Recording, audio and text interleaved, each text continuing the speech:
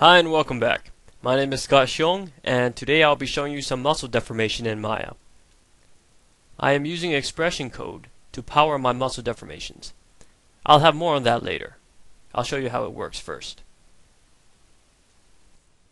Here I have my regular test scene. I have a twist joint for my arm, and I have a left up arm which I'll be using for deformation.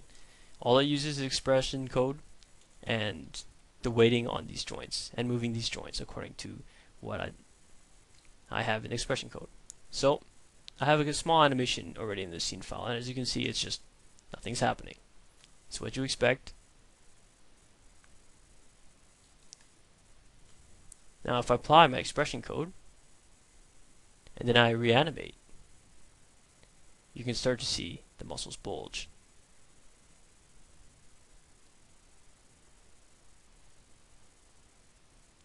Now this is very cool stuff. And here is the wireframe for it. I'm going to zoom in and I'm going to play the animation.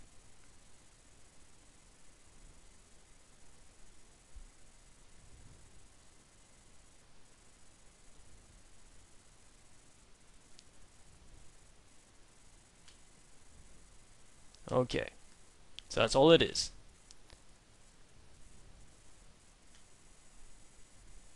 Now what we're seeing here is the scale Y value of the left up arm being manipulated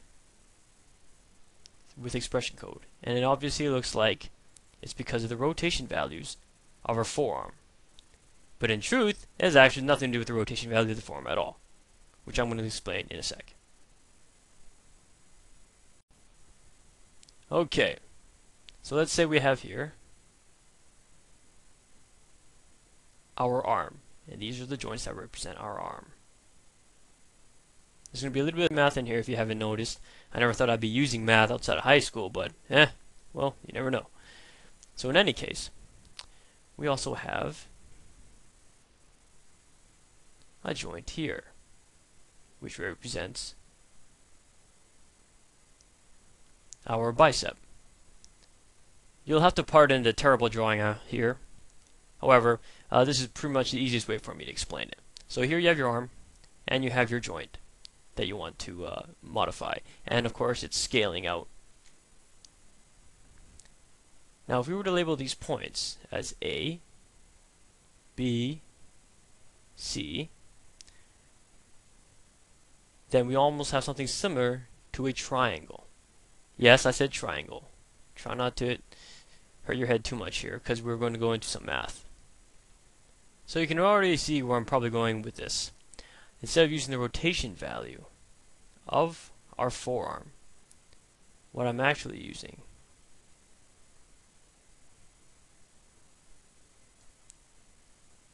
is the distance value between points B and C. And as they change, they manipulate the scale of our desired joint and cause it to bulge and settle. Now it sounds easy, but trust me, when I came to this conclusion, it took a little bit of effort to get to. Now it doesn't end here. Parts like your bicep, it peaks out at a certain range of motion when their arm's coming up. So that means you need to define a minimum and maximum value where you want the bulge to primarily happen. And of course, adding that into your calculations and your procedure is another task all in its own. The next important step for us to take is to find the distance between points B and point C. And in order to do so, we need to know the position values for point B and point C. There are many ways of doing this. The method that I use was using the xform command and querying the world space translation of each node and then finding the difference. The value returned was the distance between point B and C. Now that we have the distance between points B and point C, we can take that value and divide it against the sum of the remaining sides. Doing so gives us a value which we use as a parameter in another procedure which basically is a Hermite curve which drives our deformation. So thanks for joining me, and I hope you enjoyed the video. I'll be going through the procedures necessary to perform the deformations in another video. So until next time, take it easy. Bye.